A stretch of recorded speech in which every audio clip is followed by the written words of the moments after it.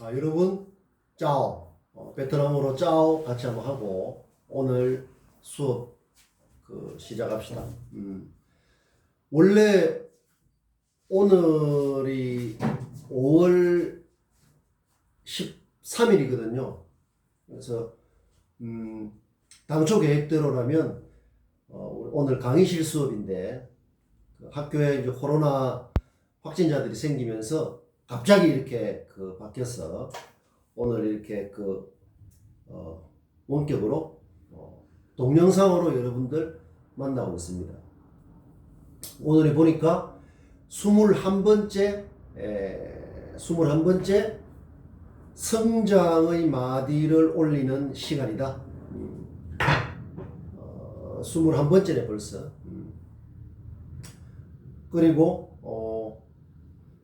원래 계획은 6월 3일 종강이 되어 있는데 6월 3일이 아니라 6월 7일 동영상이 한 번 더 있습니다. 그거는 우리 개강할 때 주를 이렇게 산정하는 방식이 좀 달라서 제가 그렇게 잘못했는데 6월 3일이 아니고 6월 7일, 5월 31일과 6월 3일은 강의실 수업입니다. 코로나 이런 돌발적인 상황이 생기지 않으면 강의실에서 만나고 그때 과제를 안 낸 사람들은 내주고 7일날 마지막 수업을 하고 기말고사는 6월 22일 강의실에서 하는데 기말고사는 지금 우리가 공부를 하면서 우리의 삶, 우리의 일상을 새롭게 하는 뉴스 마인드, 비욘드 마인드를 통해서 나를 업글이라고 하죠. 업그레이드 성장시킨 그런 모습을 차별적이면서도 구체적으로 새롭게 그렇게 정리하기 때문에 그것은 그때 돼서 갑자기 하는 게 아니라 지금 이렇게 차곡차곡 개강 이후에 우리가 공부를 해왔던 그것들을 어떻게 해야 된다? 바로 축적 쌓아야 된다. 어디서 쌓느냐? 검색해서 쌓는 것도 아니요. 다른 이미 나와 있는 어떤 평균적인 지식을 머릿속에 넣어서 쓰고 하는 그런 게 전혀 아니다. 나의 소중한 일상, 그 일상의 깊이를 더하는 그걸 뭐라고 했습니까? 일상 기적이라고 했다. 그죠? 기적. 그런 의미를 잘 생각을 하면서 나의 일상을 조금씩 확실하게 바꾸어서 그런 데서 호감과 매력, 개방과 유연 이런 것들이 다 향기처럼 이렇게 스며 나오도록 그렇게 만드는 게 제일 중요하다. 우리가 강의 계획으로 마련했던 헤드라인, 인터뷰, 리더십, 그 다음에 일상의 새로움, 그 모든 것이 거기 녹아 있는 겁니다. 자기 자신과의 1차적인 인터뷰에 실력이 붙으면 그 누구와도, 그게 사람이든 사물이든 누구와도 인터뷰는 자연스럽게, 인터뷰니까요. 함께 만나는 거니까 그 만나는 게 의미 있게 될 수 있도록 하는 거다.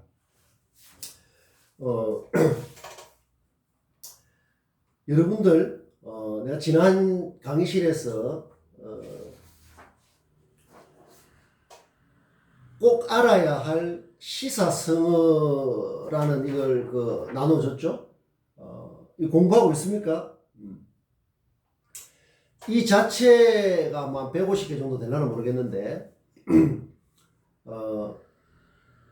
미디어 뉴스와 일상, 여러분들 대중매체에 많이 등장한다는 말은 그야말로 대중매체이기 때문에 보통 사람들의 생활에서도 많이 쓰이는 거예요.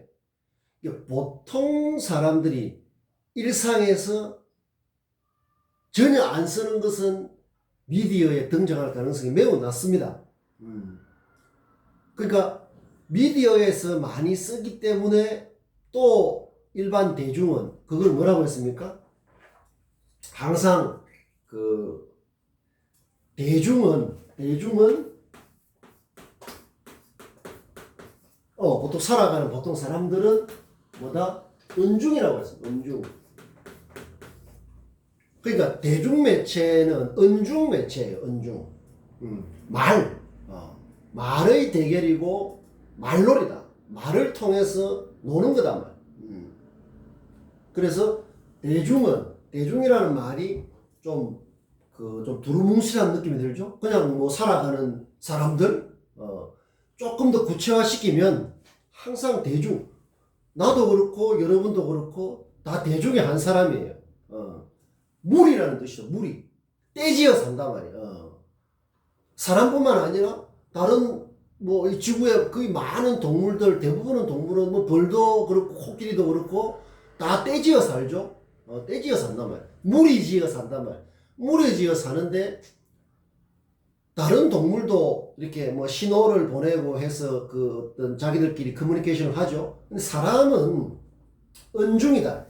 언어를 사용하기 때문에 언어에 대한 감각을 높이고 언어를 쓰는 수준, 언어는 말이나 글을 통해서 표현이 되는데 그 수준이 어느 정도에 따라서 아주 달라져요. 은중의 수준이 달라지고 은중의 한 명으로서 각자의 수준이 달라지기 때문에 우리가 언어에 대해서 굉장히 신경을 많이 써야 된다. 그래서 여기 왼쪽에 보면 언어가 현실이라고 되어 있죠. 언어가 현실. 언어가 현실입니다. 여러분들 이 말을 여러분 계속 되새김을 해야 됩니다. 계속 되새김을 해서 확실하게 내한테 어떤 인식되고 있어야 됩니다. 언어가 현실이니까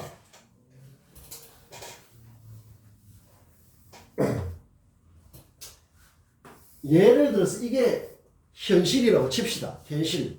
현실 덩어리죠. 현실 덩어리인데 그 현실 그 자체, 현실 자체는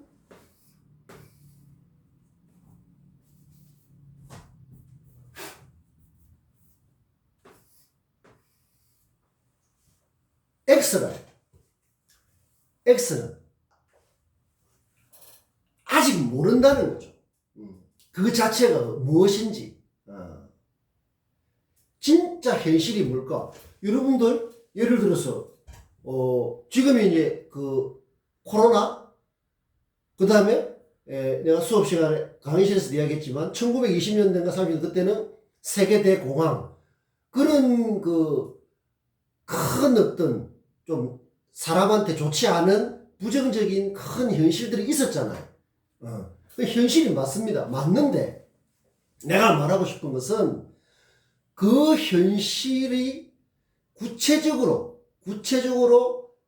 나에게 어떤 현실이냐 하는 것은 또 다른 문제예요. 왜냐하면 그 현실이 지금 코로나는 누구나 겪는 현실이죠. 대부분이 뭐 지구촌 전체 겪는 그 코로나 현실을 대하는 나의 태도, 내가 어떤 태도로 그 현실을 마주하고 또 만들어내느냐 하는 것은 또 다른 차원에서 굉장히 중요한 현실이 되는 거예요. 그러니까 이 현실 자체는 아예 이런 거니까 그 현실을 마주하는 사람은 무조건 그 현실에 따른다. 이게 아니라는 거죠.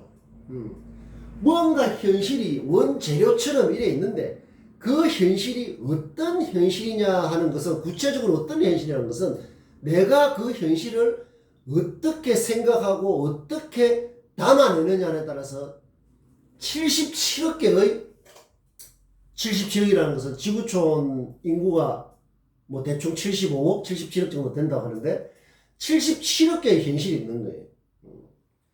코로나라 하는 큰 덩어리지만은 그 코로나 현실을 각자가 마주하는 그 모습은 77억까지나 될 수 있는 거예요. 그렇게 하는데 가장 중요한 역할을 하는 그게 뭔가 하면 언어라는 거죠.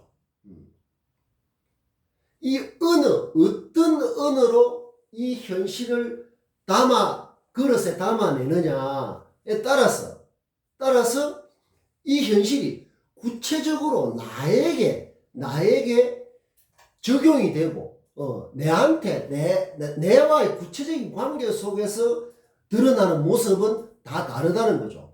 그러니까, 말하자면, 언어의 수준이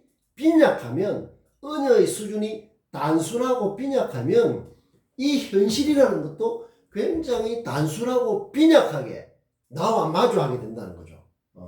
그래서 이 X라는 잘 모르는, 그냥 이렇게 좀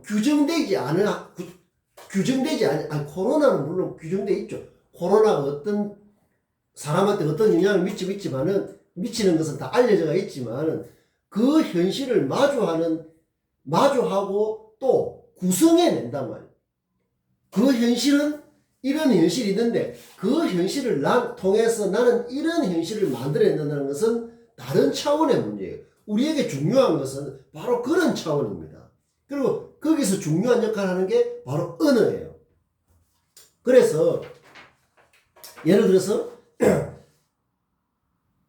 우리 공지사항에 보면 아포리즘을 올려놨습니다. 아포리즘을 올려놨고, 이것은 내가 지금 강의실에서 나누어 준 거죠. 시사성어. 시사성어 흔히 많이 쓰이는 거예요. 흔히 많이 쓰이는 건데, 이 정도는 반드시 알고 있어야 된다. 외워야 돼. 알고 있다는 것은 외워야 된다. 그냥 피상적으로 알면, 그러니까 외우지 않고 피상적으로 알면 필요할 때 신속하고 순발력 있게 그것을 활용할 수가 없는 거예요. 아니, 검색해보면 다, 여러 어마어마한, 한글, 베트남어, 영어, 중국어, 그 다음에 국어, 어마어마한 단어, 어휘들이 어마어마하게 있죠. 근데 거기에 있는 거하고 내가 어떤 구체적인 상황에서 현실을 이런 식으로 혹은 저런 식으로 담아내는 언어로서 이 수단, 통로, 때로는 흉기가 아니고 무기예요. 무기로서 그것을 그때그때 신속하게, 적절하게 활용을 하느냐 하는 것은 다른 문제예요. 바로 그런 걸 말하는 거예요. 코로나라고 하는 예를 들면 어떤 우리 현실은 굉장히 복잡하죠. 그렇게 현실이 있는 게 예를 들면 온라인에 검색을 해보면 나오는 어마어마하게 있는 어떤 어휘? 이런 거라고 하면 그것을 내가 필요할 때 신속하게, 정확하게, 적절하게, 바르게 활용하냐 하는 것은 별개의 문제하고 똑같은 차원이에요.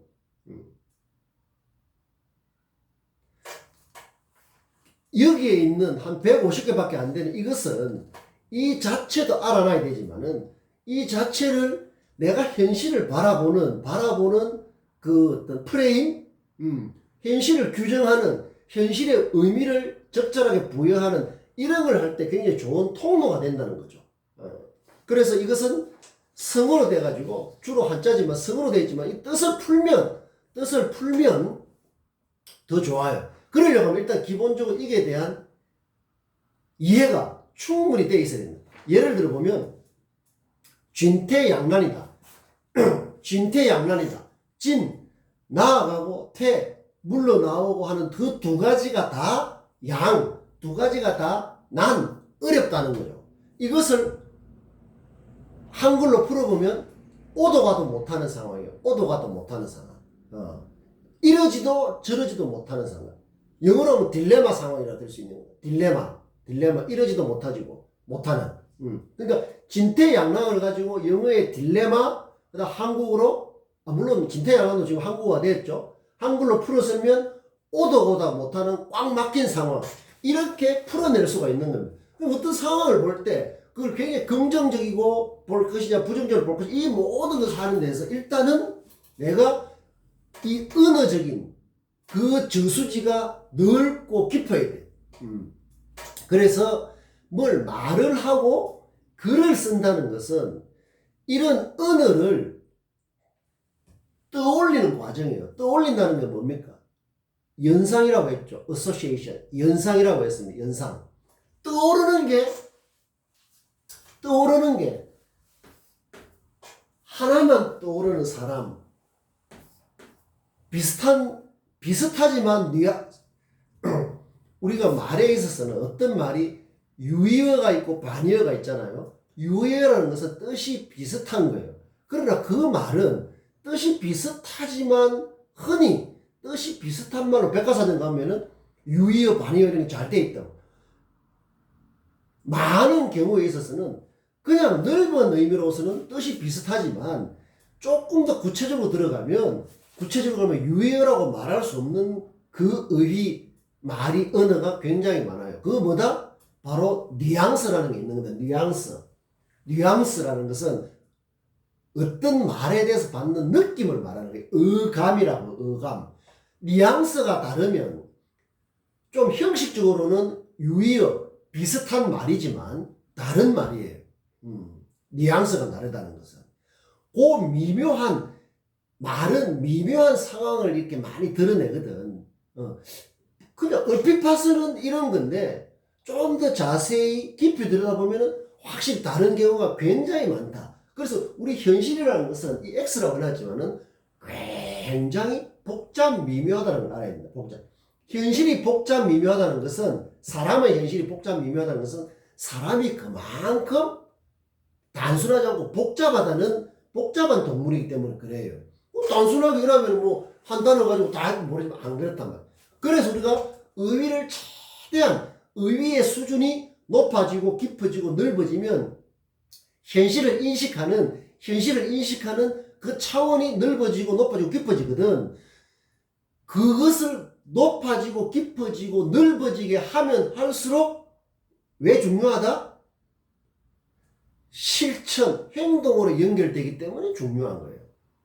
우리가 뉴스 마인드라든가 비욘드 마인드라든가 트랜스 마인드라든가 메타 마인드라는 것을 그냥 피육지견이 뭐라고 했습니까?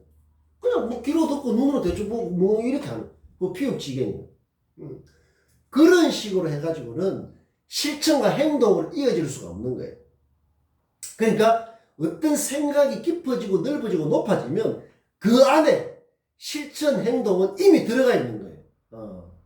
그러니까 우리가 보통 보면 이론과 실천 이런 말, 이론과 실천, 그 다음에 지행, 합일, 지와 행, 아는 것과 행동하는 다르다, 같다, 이런 말들 있잖아요. 그런 분별, 이분이 필요는 하지만 우리가 더 깊이 이해를 하면 지와 행은 사실 구분하기 어려워요. 지행은. 이론과 실천도 구분하기 어렵다.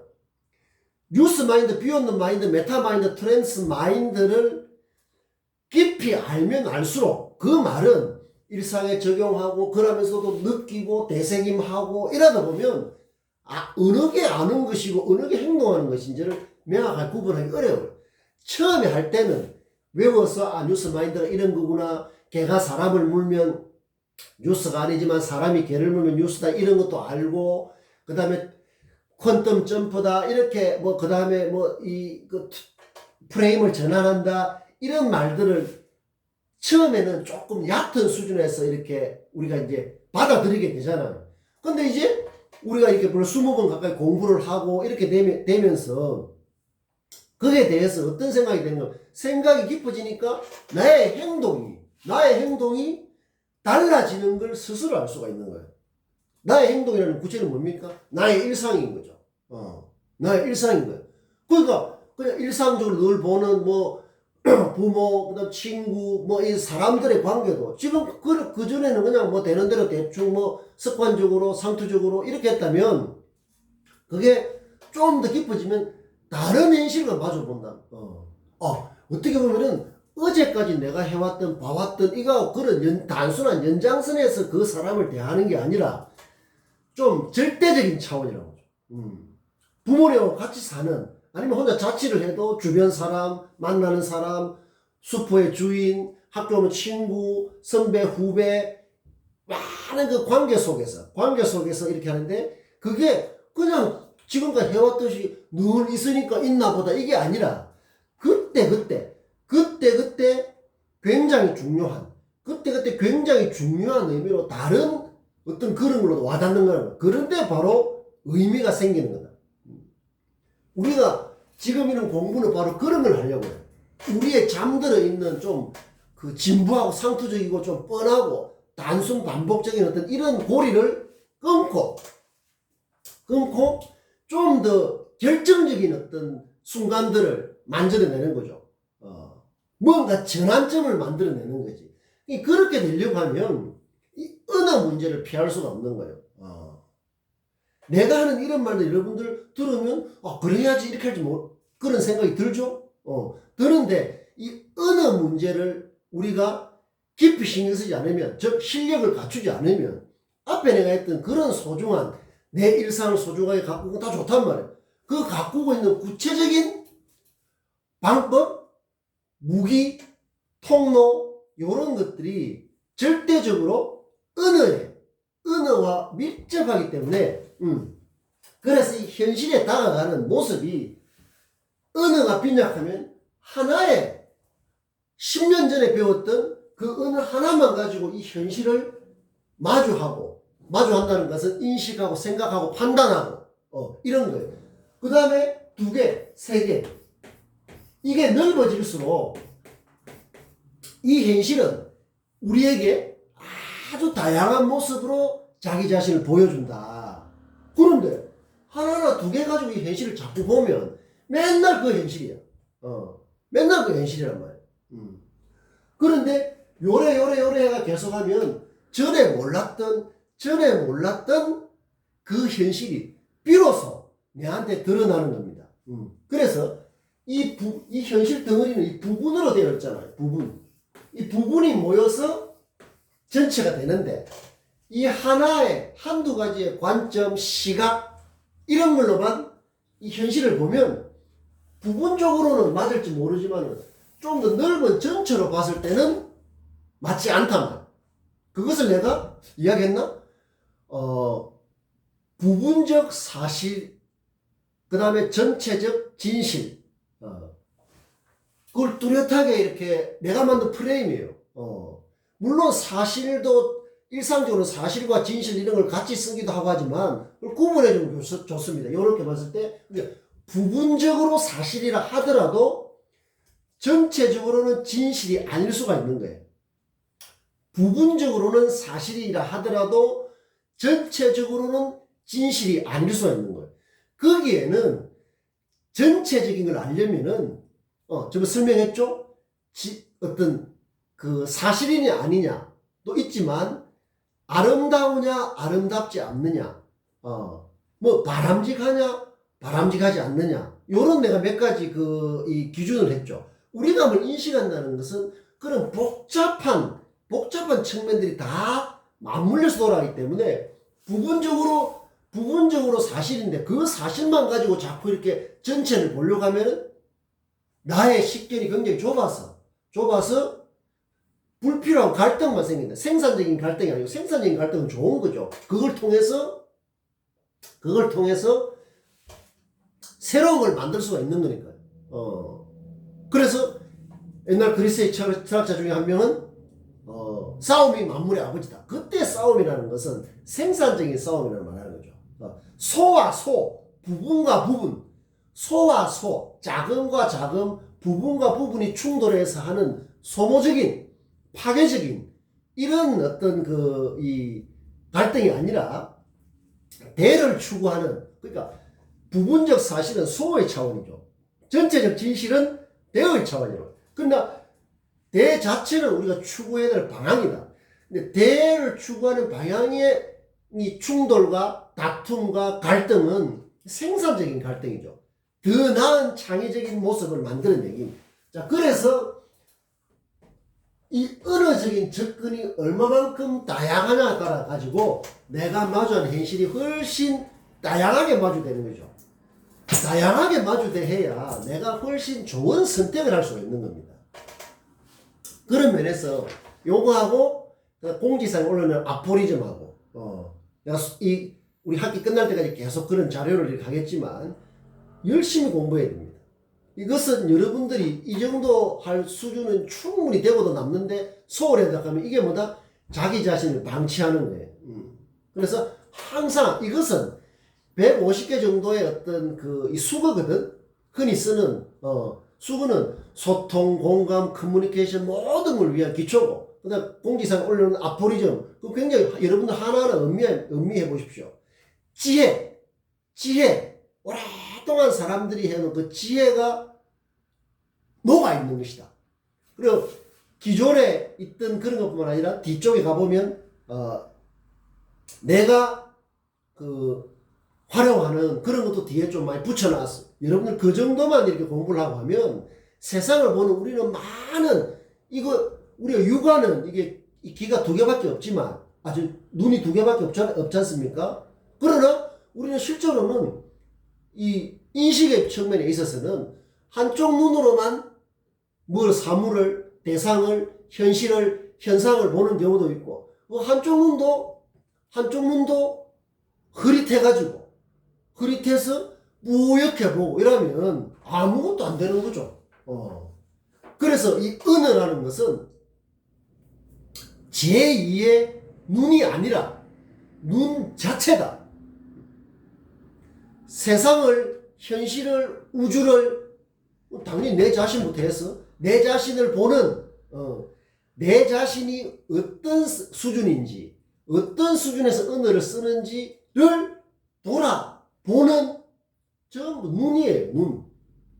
아포리즘도 그렇고 이런 것도 눈이고, 그래서 뉴스마인드 연습 노트에 의휘, 표현 이런 공부를 많이 해야 돼요. 그래서 내가 이 현실을 보는 눈이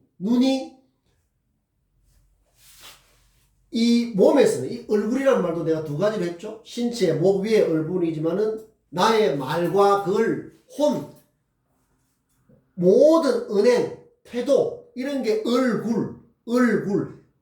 나의 정신, 나의 혼이 드나드는 통로, 드나드는 모습, 이 얼굴이라고 했죠.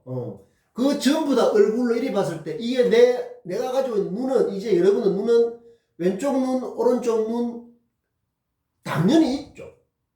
그걸 부정하는 게 아니에요.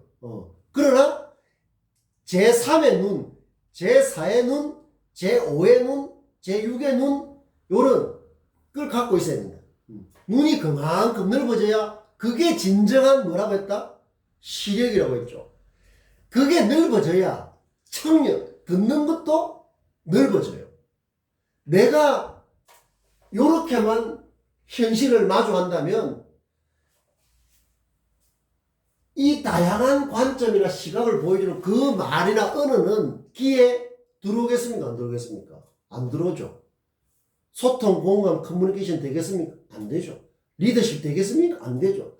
인터뷰 되겠습니까? 안 되죠. 될 게 뭐다? 거의 없다.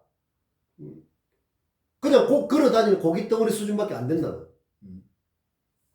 걸어다니는 고깃덩어리, 행시주육이라고 하는데, 행시주육. 그냥 걸어다니는 고깃덩어리, 걸어다니는 시체는 나쁜 뜻이 아닙니다. 그만큼 우리 자신의 삶의 자존감을 가지고 초라해지지 않도록, 작아지지 않도록, 즉 소의 차원에 머물지 않도록 경각심을 주는 거예요. 며칠 전에 대통령이 기자회견을 하면서 이런 말을 했습니다. 어떤 정책에 대해서 죽비를 맞은 것 같다. 맞았던가 하지 맞은 것 같다. 죽비라는 말을 썼습니다. 죽비. 그 표현이 헤드라인으로 많이 등장을 했어요. 미디어에. 그런 비유를 쓰는 건 굉장히 좋습니다. 그냥 그 정책이 좀 많이 부족했다.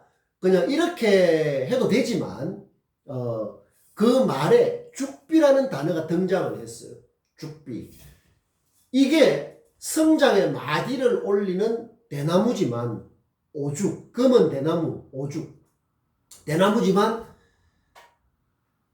죽비 역할을 할 수 있는 거예요. 죽비라는 것은 뭡니까? 죽비. 근데 저는 불교에서 많이 쓰는 용어지만 일반화되어 있죠. 죽비라는 것은 따끔한 채찍 같은 뜻이 되는 거예요. 내가 그냥 이렇게, 원래는 이렇죠. 이게 명상 같은 걸 이렇게 하는데, 명상 같은 걸 이렇게 하면서 이렇게 꾸벅꾸벅 존단 말이야. 졸면 그 지도하는 사람이 어깨 같은 걸 이렇게 딱딱 때리죠. 딱딱. 어깨, 등짝 같은 이런 데를 딱딱딱 때린다면. 그러면 뭐다? 또 정신이 번쩍 들어가지고 다시 이렇게 정신을 모아서 정신을 또 하사불성 그렇게 하는 그게 죽비라는 이 도구예요. 도구. 근데 대통령도 죽비라는 말을 썼다. 그게 말은 훨씬 헤드라인으로 뽑기가 좋죠. A 정책이 부족했다. 이거보다는 A 정책에 국민이 그 정책에 대해서 죽비를 들었다. 회초리를 들었다. 회초리라는 말보다는 좀 더 상황에 맞는 거죠. 죽비라는 게. 의미가 죽비가 그래. 이것도 뭐다? 죽비다. 여러분들도 일상이 자꾸 이렇게 요요 현상처럼 원래대로 돌아가 버리는 게 아니라 점점 내 자신 성장시키는 강한 길을 가려고 하면은 이런 죽비가 하나 있으면 좋아요. 스스로를 때리는 거예요. 지도 편달 바랍니다. 이렇게 할 지도 편달이라는 게 회초리로 때린다는 거다. 채찍으로 때린다는 거거든. 누가 누굴 때립니까? 스스로 해야 된다. 스스로 여러분들 이런 죽비 같은 게 있으면 좋다. 근데 어떻게 되는 거야? 이런 죽비를 백날 갖고 있어도 되는 게 아니에요. 대나무를 아무리 저 단양에 전라도 그 담양인가 거기 대나무 많이 가서 이리 한 거나 내가 지금 갖고 있는 것은 집에 옆에 동네에 가면 그냥 길가에 있는 그거나 거기 갔다가 더 좋은 죽비가 되고 하는 게 아니에요. 중요한 것은 그게 아니라 나의 죽비라는 것은 뭔가 하면 이런 거예요. 내가 현실을 보는데 지금까지는 이래 두 가지 관점만 가지고 현실을 봤다. 이게 얼마나 부족하냐 말이야. 이걸 깨닫는 게 뭐다? 스스로 죽비를 작동시키는 거예요. 뭐 이런 거 사실 없어도 되죠. 그러나 다만 이런 도구를 방편적으로 활용하면 좀 더 필요하다는 거지. 이런 거 없어도 내 스스로 볼을 꼬집어도 되고 귀를 당겨도 되고 머리를 때려도 되고 어떻게 이렇게밖에 생각 못했을까? 언어가 부족하구나. 열심히 해. 이렇게 되면 방향이 있으면 열심히 하게 되는 거예요. 그 방향이 정말 가치 있고 취업, 창업 뭘 넘었어야 된다. 그건 당연하고 며칠 전에 지금은 이렇게 전기 공천하는 건 삼성이죠. 삼성이 이렇게 이게 필기시험 헤드라인이 이렇습니다. 삼성고시에 등장한 ESG와 인공지능 미래를 물었다. 이런 헤드라인으로 뭐 확률도 구하고 그 다음에 그 삼성전자의 주요 제품 기술 용어를 활용한 문제도 나오고 그 다음에 무슨 뭐 가정에서 어쩌고저쩌고 바이오매스 에너지원으로 사용할 수 있다 없다 이런 문장이 참이냐 거짓이냐 이런 것들 뭐 기출 문제도 있겠죠. 이건 비단 삼성뿐만 아니라 삼성은 세계적인 기업이기 때문에 여러분들 기출 문제나 다른 걸 이런 걸 통해서 지금 어떤 그 기업의 움직임을 파악하는 하나의 어떤 그 힌트가 될 수가 있는 ESG 나오죠.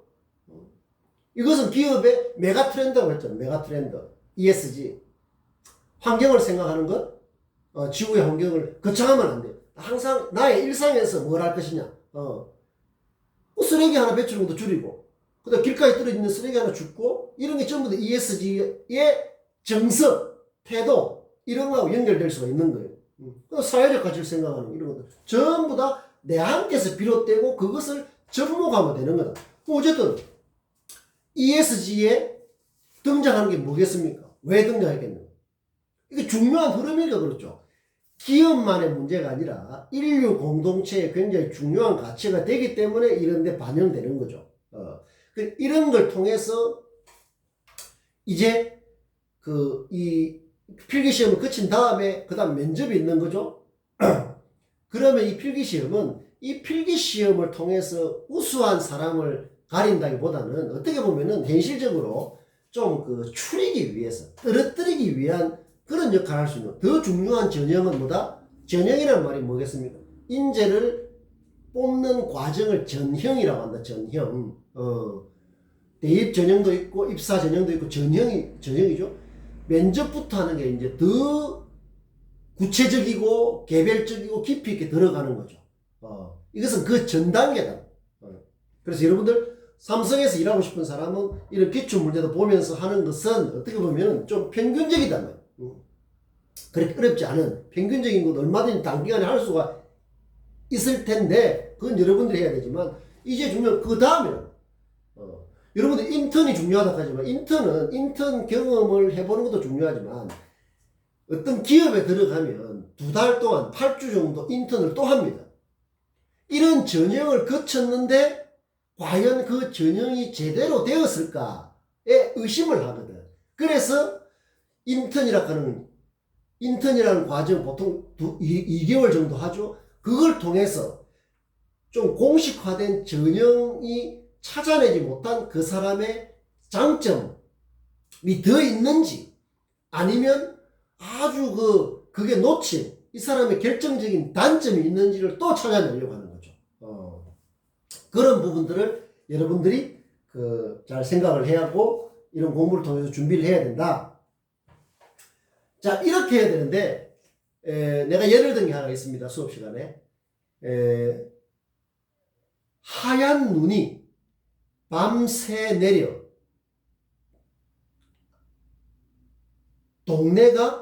아침에 동네가 하얗게 변했다.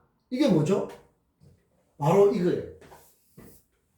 가장 단순하고 좁은 우리가 소인, 대인, 초인 이런 구분을 계속하고 있는데 그게 어디 뭐 이렇게 뭐 수백 년 전 조선시대처럼 태어나니까 뭐 이렇게 무슨 뭐 어떤 뭐 신분적으로 뭐 이게 뭐 노비로 태어나고 이런 게 아니잖아요.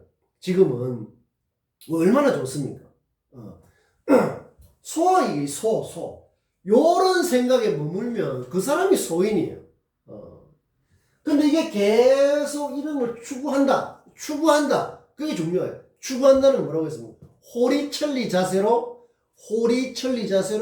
향상, 높아지는 거. 유행으로 업걸린가지로 하는 거죠. 높아지는 그 차원을 성실하게 추구해 나가는 게 뭐다? 대의 과정이에요. 대인 초원이 그런 거죠.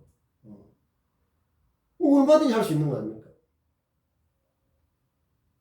그게 안 되면 10번에서 안 되면 100번 하면 되잖아요. 근데 뭘 어떻게 해야 될지 잘 모르면 한 번을 하든 1000번을 하든 그게 뭐라고 해서 답보 제자리 걸음으로 뱅뱅 돌 수가 있다. 그래 되면 어떻게 된다? 심정이 이탓 저탓 이래서 안 되고 저래서 안 되고 계속 소의 차원이 더 작아져서 자기를 얽어매는 갉아먹는 감옥, 창살, 갉아먹는 좀 알죠? 좀? 그래 되는 거죠. 그런 데서 이렇게 계속되면 이게 X라는 말이 그런 거예요. 전에 몰랐던 일상, 나한테 가장 중요한 현실은 일상이죠. 그 일상의 넓이와 깊이와 높이가 점점 달라지는 거죠. 그게 바로 뭐다? growth, 성장인 거예요. 성장. 자, 그런데 이 오른쪽 그림 한번 보십시오. 내가 이렇게 뭐 하다가 한 말입니다. 이것은 경북의 한 지역의 유채꽃밭이에요. 유채꽃밭. 여러분들 지금은 기자라는 이 어떤 직종이 있죠? 직업 직종이 있는데 해방 이후에 1950년 해방 이후에 거의 뭐 한 50년 동안에는 특정 회사의 기업의 신문사 방송사 에 소속이 돼서 그렇게 일을 하는 이런 걸로 되어 있지만 지금은 개념이 아주 달라졌죠. 개념이 달라진다. 개념이. 그것은 이제 좁은 의미의 기자가 됐다. 기자라는 게 뭡니까? 기록하는 사람이에요. 기록하는 사람. 지금은 모든 사람이 1인 미디어 저널리즘 시대예요. 여러분은 전부 기자입니다. 전부 저널리스트예요. 그러니까 이제 모든 것은 한편으로 보면 평평해졌단 말이에요. 차별화 핵심은 뭐다? 전에는 여기에 소속돼 있으니까 이랬으니까 그런 규정이라면 이제는 뭐다? 수준, 질의, 퀄리티, 질의 시대, 수준의 시대다. 수준, 질이 그걸 결정한다는 거죠. 결정하는 기준이 달라져 버린다. 이것도 요렇게 해서 나는 이거 공부 때문에 가져온 거예요.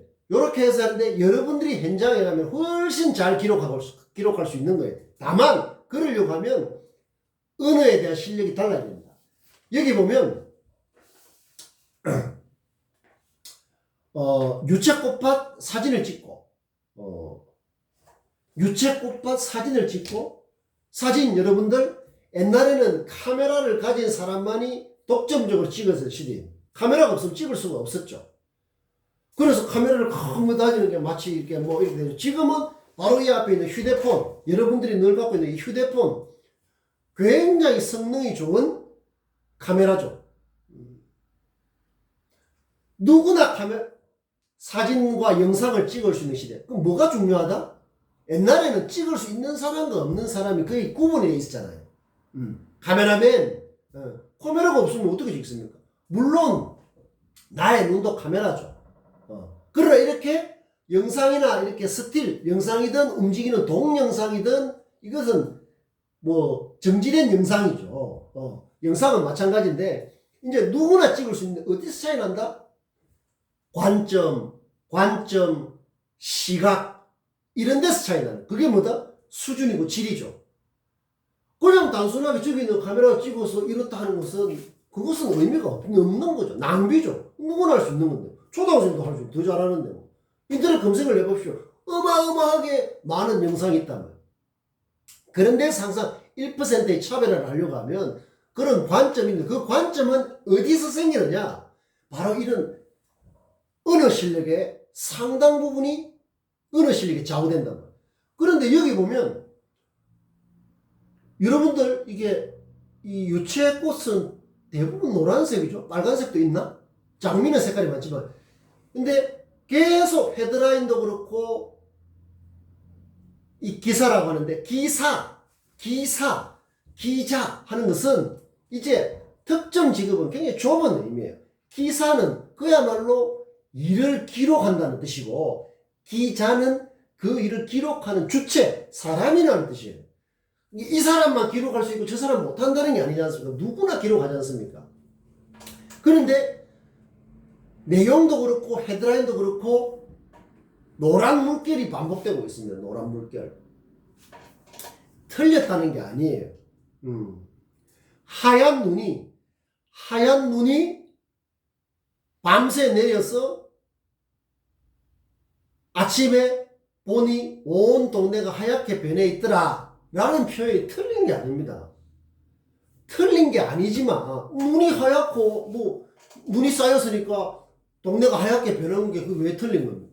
틀린 게 아니지만 하나마나 한다는 거죠. 우리의 생각, 인식, 느낌을 확장시키지 못하니까 거기서는 어떠한 의미나 가치가 생기지 않는다는 거예요.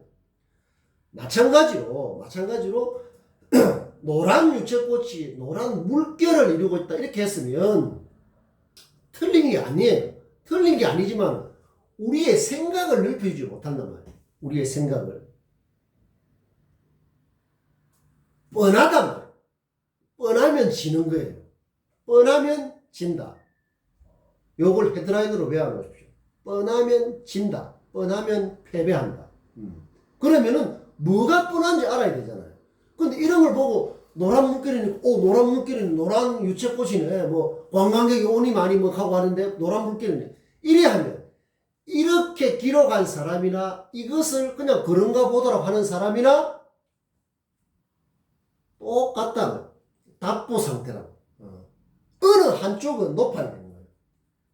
이런 상태에서 발표와 토론을 하고 어떤 문제에 대해서 어떤 인류의 기후변화 이런 그 큰 문제 그 다음에 우주의 문제, 종교의 문제, 철학의 문제 모든 것들을 할 때 이런 노란 유채꽃밭 그 다음에 밤새 내린 하얀 눈 요런 수준을 해가지고는 우리가 성장할 수가 없는 거예요. 그런데 만약에 여기서 유채인데 물결이라는 건 비유적이지 않습니까? 우리 원래 바다 물결 같은 거 물인데 물결에 노란 물결이 아니라 무슨 물결이라고 했으면 유채꽃 밑에 저게 노란 걸 통해서 이렇게도 유추하는 게 굉장히 중요하거든. 어떤 걸 가지고 다른 걸로 그 생각을 확대시키는 거예요. 야, 유채꽃을 이렇게 표현할 수 있구나. 요게 중요하죠. 그렇게 되려고 하면 일단 여기가 이게 에버리지 평균적인 것밖에 비욘드 된 게 아무것도 없잖아요. 그러니까 새로움이 없죠. 그러니까 의미가 안 나오는 거죠. 그게 이런 게 반복되면 무의미하면 무기력해진단 말이에요. 맥 빠진단 말이에요. 그걸 이렇게 하는 사람이나 접하는 사람이나 이런 수준이면 발전이 없는 거예요. 성장이 없는 거예요. 근데 여러분들이 만약에 이걸 넘어섰다 하면 야, 왜 이렇게밖에 하얀 눈, 밤새 내린 하얀 눈 수준밖에 안 되지? 이렇게 되면 한쪽이라도 그렇게 돼야 돼요. 마찬가지로 여기서 그 높은 수준, 높다 해봐야 대단한 게 1%라도 노란 유체 물결이 아니라 다른 걸 비유하고 했다면 여러분들 볼 때 이렇게 배우는 게 있잖아요. 그게 그럼으로써 이 생각이 자라는 거다. 그러려고 하면 뭐가 돼야 된다? 언어가 없이 불가능하죠. 노란 개나리도 마찬가지고 어릴 때부터 초등학생 때부터 맨날 노란 개나리, 하얀 눈, 노란 유체 이것만 듣고 그게 유전이 돼가지고 그게 유전이에요. 일종 유전병이죠, 병. 나의 인식을 가두고 있으니까. 그렇게 돼 있으니까 계속 이렇게 되는 거예요. 내년에도 이렇게 될 겁니다. 여러분 이걸 올 겨울에 한번 보십시오. 미디어에 이렇게 봤을 때 눈이 내린 어떤 풍경이 나올 겁니다. 텔레비전도 그렇고 뭐 이렇게 리포트가 이렇게 하고 할 때 밤새 내린 눈으로 온 동네가 하얗게 변했다. 그러면서 하얀 눈. 그럴 가능성이 매우 높습니다. 그럴 때 여러분들이 그래 하얗게 변했네. 이게 뭐다? 그게 바로 개가 사람을 무는 통상적인 거예요. 근데 왜 저렇게밖에 표현을 하나만 하고 식상하고 그저 그렇고 뻔하다 그런 게 그런 거단 말이야. 저 하얀 눈을 어떻게 좀 다르게 표현할 수 있을까? 그게 바로 은근 지원이에요. 눈은 아주 일상적으로 친근하지만 그 뜻을 깊게 하려고 하면 그 뜻을 깊게 뭐라고 합니까? 언어라고 해야 된단 말이에요. 그때부터 그게 바로 뭐다? 문제의식이 되는 거예요. 문제의식 말이 쉬워 문제의식이지. 그 문제의식이 매우 어렵습니다. 맨날 어떤 현실 이걸로만 보는데 거기에 무슨 문제의식이 생길 거며 문제 해결 능력 많은 식으로 문제 해결 능력이 있어야죠. 그럼 구석기 시대에는 없어야 되나? 구석기 시대도 뭐 돌도기 들고 던지려고 사장하려고 하면 실패할 확률이 굉장히 높은데 어떻게 하면 한 방이라든가 두 방에 일을 하려고 하면 그거 다 문제 해결 능력이죠. 현실을 다양하게 보는 그 다양하게 보는 통로들이 다 언어니까 어휘력. 그래서 나는 이런 노트가 있습니다. 굉장히 개인적으로 중요한 노트예요. 국어 어휘력. 저번에 웨일글이라고 내가 수업 시간에 보여줬죠. 웨일글. 이거는 이 중에서 1만 단어 정도를 그 사전에서 찾아 이런 걸 반드시 알아놔야 되겠다. 요렇게 하는 게 이거 표지입니다. 표지. 뚜껑을 내가 가져올 수 없어서 그걸 보면서 틈짬이 보면서 이런 말은 반드시 알아놔야 되겠구나. 여러분들 미리비라는 거 바로 그런 거 아닙니까? 생일과 함께 못한 일 바로 그런 거고 그 다음에 또 감동이라는 말도 감동 끊어 읽고 이런 게 전부 다 우리의 현실을 훨씬 디테일하게 세밀하게 보면서도 넓게 보여주는 다 그런 통로가 되거든. 자, 여러분들 그런 면에서 일단 꼭 알아야 될 그냥 알아야 되는 게 아니라 꼭 알아야 될 그 시사성어라고 했잖아. 성어라고 했다. 여러분들 마치기 전에 5분 정도 제가 뉴스를 하나 자 여기 보면 이런 뉴스가 있어요. 코로나 때문에 우리가 집콕 생활이라고 하죠. 그런 신조어입니다. 집콕 생활. 이런 것들은 우리 현실을 담아내는 발랄한 말들이에요. 물론 약간 말장난침도 있지만 집콕. 집에 콕 처박혀서 생활한다. 이런 뜻이죠. 집콕. 집콕. 그 다음에 이런 말도 있죠. 코로나 확진을 해서 확진자라는 말을 패러디. 비슷하게 해서 다른 의미를 전달해요. 집콕 생활을 하니까 코로나 확진. 이것은 갑작스럽게 이런 뜻이죠. 살이 찐 이런 뜻으로 해야 지금 이걸 말하는 겁니다. 코로나 확진자라는 말 쓰죠. 확진자. 코로나 때문에 운동을 안 하고 집에서 좀 뭐 들어누워가지고 뭐 많이 하고 이러다 보니까 살이 확 쪘다. 이런 것들을 관련 학회에서 조사를 해봤더니 1년 동안에 성인의 여기 보면 뭐 46%인가 뭐 3kg 정도 뭐 이렇게 확 쪘다. 이런 내용이에요. 우리가 이렇게 보면 덜 움직이니까 아무래도 뭐 이런 결과가 나오는데 이런 걸 접할 수가 있죠. 접할 수가 있는데 그래서 요새 확진자 많다고 하는 거는 누구나 할 수가 있는 거예요. 훨씬 좋은 이런 것들은 누구나 접하고 요새 뭐 확진자가 많으니까 뭐 살찌겠네 이런 것은 충분히 예측 가능한 거잖아요. 그런데 이 뉴스는 관련해서 매우 좋습니다.